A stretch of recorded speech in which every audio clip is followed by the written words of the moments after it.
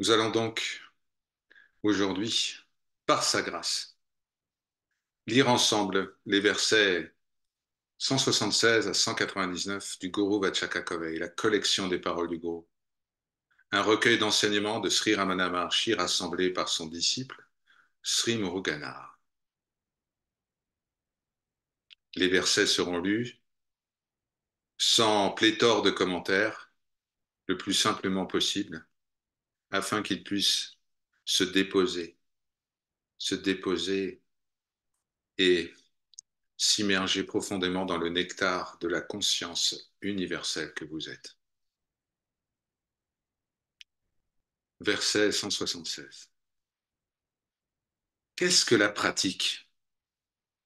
La pratique véritablement puissante est cet état dans lequel, ayant perdu le sens d'être l'auteur de mes actions et voyant bien que tout est la volonté du Seigneur, eh bien la véritable pratique, c'est le soulagement de l'illusion de l'ego.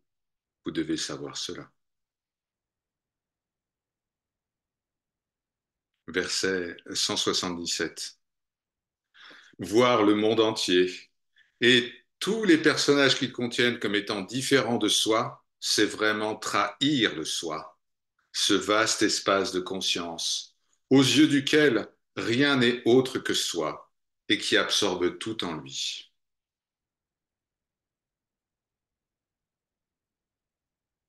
Le soi est un, Advaita, non deux. Voir la dualité, c'est trahir notre véritable nature, selon Sri Ramana. Verset 178. Nous allons parler du paradis et de l'enfer. Ô sages, ne vous disputez pas entre vous sur la réalité du paradis et de l'enfer, tant et aussi longtemps que ce monde que vous observez est considéré comme réel, et bien dans la même mesure, le ciel et l'enfer seront aussi considérés comme réels.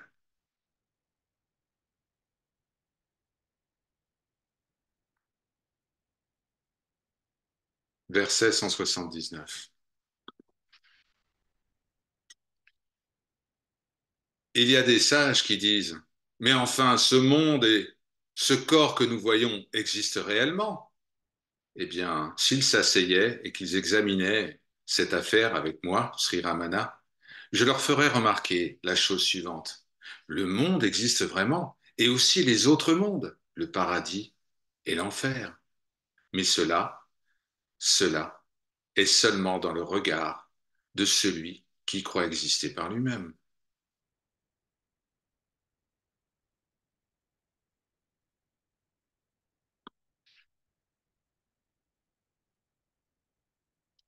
Alors pourquoi parler du paradis et de l'enfer?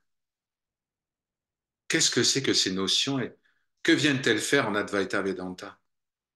Eh bien, c'est Sri Krishna lui-même qui, au verset 26 du chapitre 3 de la Bhagavad Gita, nous dit à travers Arjuna, les sages ne doivent pas jeter le trouble dans l'intellect de ceux qui ignorent leur véritable nature. Au contraire, ils doivent inciter ceux-ci à accomplir les devoirs qui leur sont prescrits. Sinon, ils ne feraient plus rien de bon. Verset 180. Seuls ceux qui ne connaissent pas la nature de la misère sont terrifiés par les tortures de l'enfer. Mais si l'on comprend ce qu'est véritablement la misère, on saura comment y mettre fin et on atteindra certainement son état naturel de félicité, transcendant toute notion, tout couple d'opposés tels qu'enfer et paradis.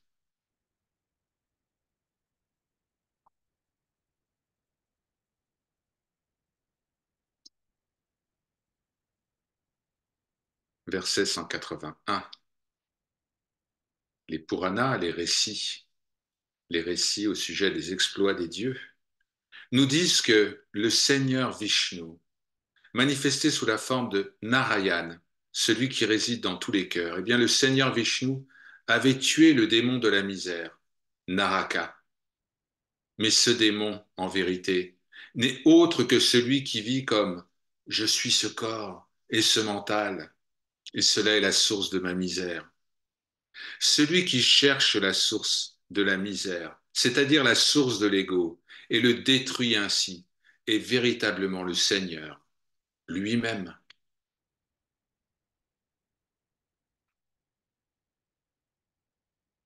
Verset 181. Il est d'usage en Inde de prendre un bain le jour de Dipavali, le grand festival des Lumières. Mais ce bain est-il vraiment un bain fait avec de l'eau? Non, c'est le bain de la connaissance du soi, qui est pris après avoir détruit l'ego.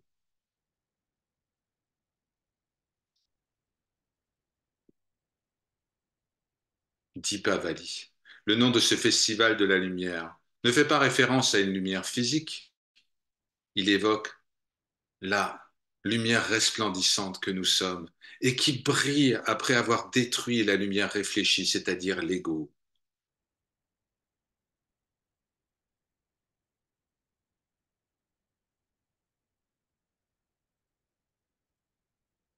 Versets 183-184. Alors que seul le soi, qui est la source et la réalité, qui ne peut connaître des objets autres que lui-même, eh bien seul le soi doit être notre contemplation. Tous les efforts d'un aspirant, d'un cherchant, pour se concentrer sur d'autres choses que lui-même sont vains. C'est comme ignorer quelque chose tout en essayant d'en saisir l'ombre. Le regard du sage, du cherchant, du disciple ne doit suivre qu'une seule direction, sa véritable nature, immuable, indestructible, éternelle et infinie.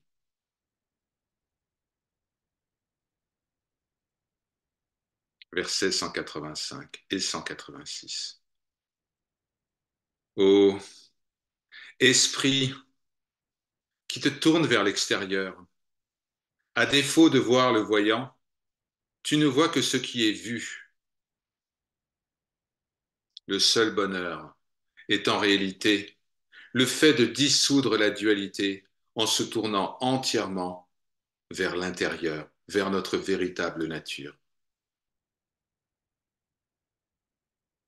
Ô esprit, il n'est pas sage pour toi de projeter ton attention vers l'extérieur sous forme de pensée. Il est préférable de plonger en toi-même. Cache-toi au plus profond du cœur et échappe aux ruses insensées de Maya, l'illusion, qui tente de vous distraire en vous attirant vers l'extérieur.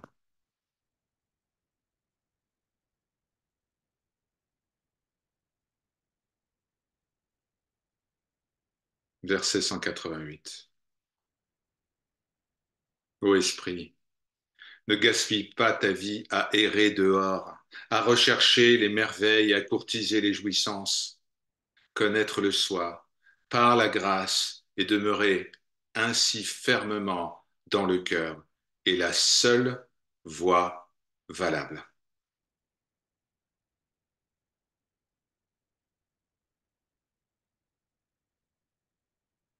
Om Namah Shivaya. Verset 189, puisque seule la notion de dualité gâche notre béatitude primordiale et semble causer le malheur, alors évitons de céder aux attraits de cette notion duelle et arrêtons tout de suite ces pensées qui se projettent vers l'extérieur.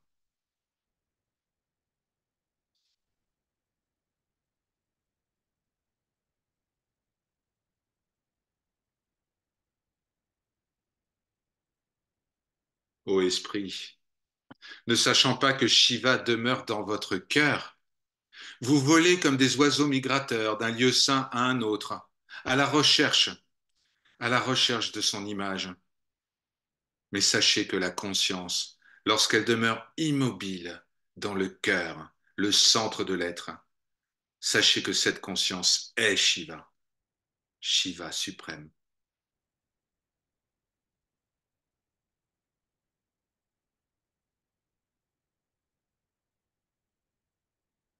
191, 192. Imaginez si un navire avait ses voiles déployées largement lorsqu'une tempête souffle, eh bien il serait immédiatement détruit. Mais il est en sécurité lorsque son ancre est enfoncée profondément dans la mer. Il en va de même lorsque l'esprit est fermement dans le cœur, profondément enfoncé dans le cœur, au lieu d'être répandu à l'extérieur.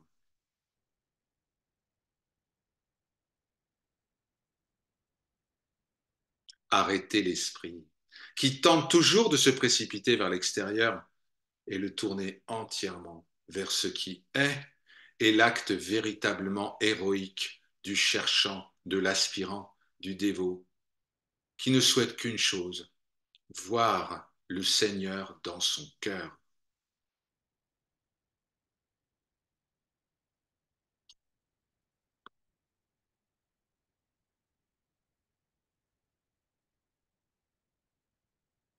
Lorsque l'esprit, c'est-à-dire l'attention de l'ego, eh bien, ne connaissant que d'autres objets, cesse tout d'un coup de se projeter vers l'extérieur et s'oriente vers sa propre nature, alors tous les autres objets disparaissent.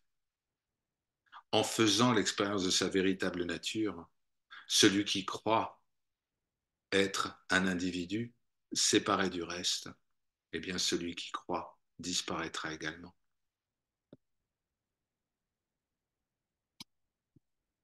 Verset 194.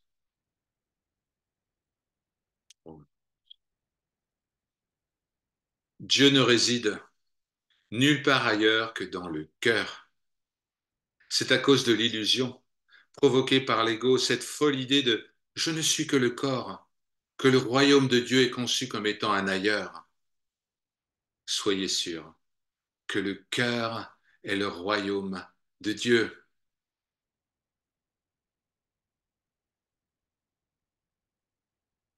Cela résonne bien sûr avec les paroles du Christ. Le royaume de Dieu est en vous.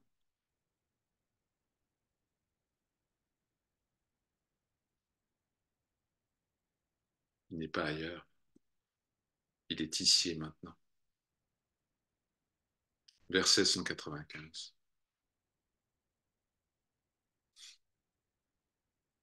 Sachez que vous êtes la lumière parfaite et brillante, qui non seulement rend possible l'existence du royaume de Dieu, mais lui permet également d'être considéré comme un paradis merveilleux. Savoir cela, c'est la véritable connaissance. Jnana, le royaume de Dieu est donc en vous.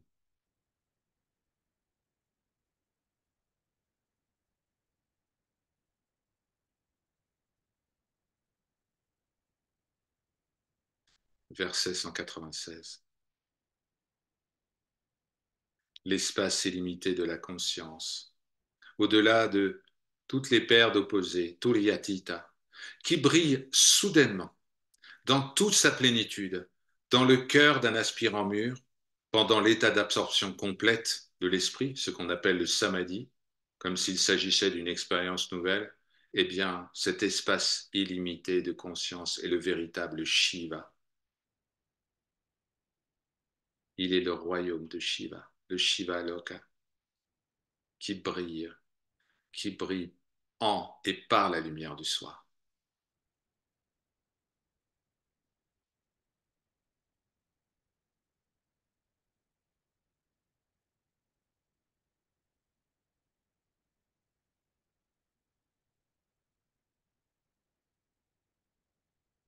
Verset 197.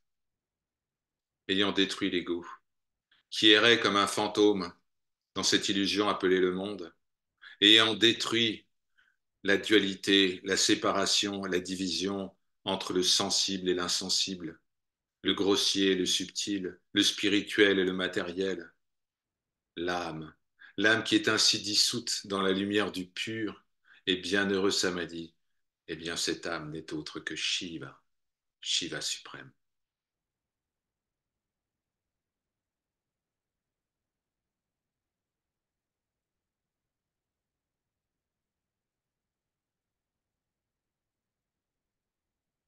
198.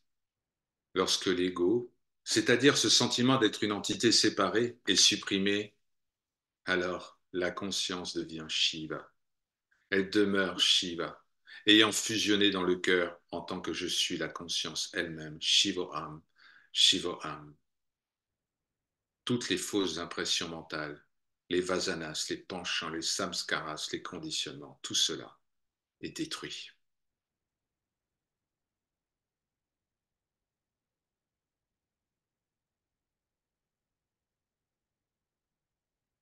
Verset 199.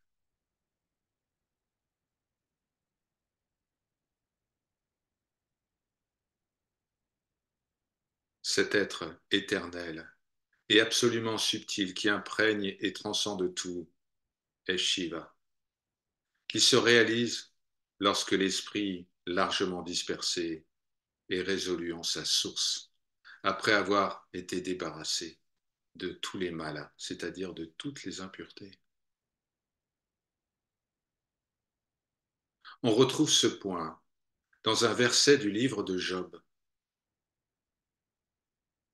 Dieu me connaît, il me teste, il me jette dans le creuset afin que j'en ressorte pur comme de l'or. Verset 10, chapitre 23.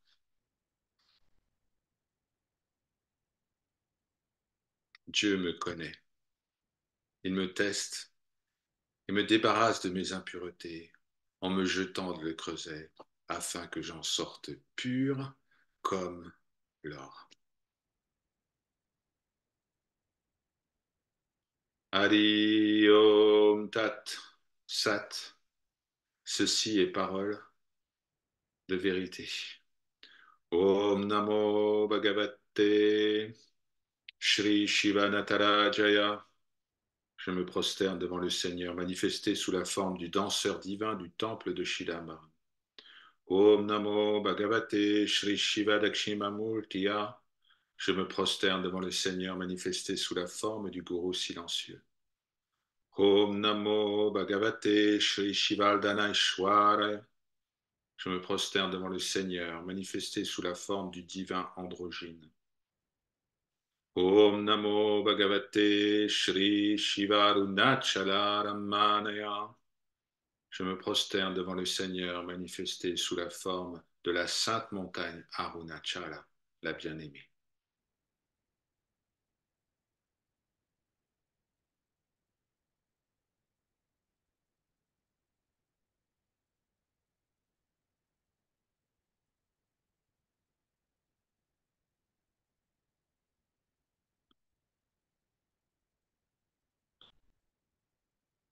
Par sa grâce.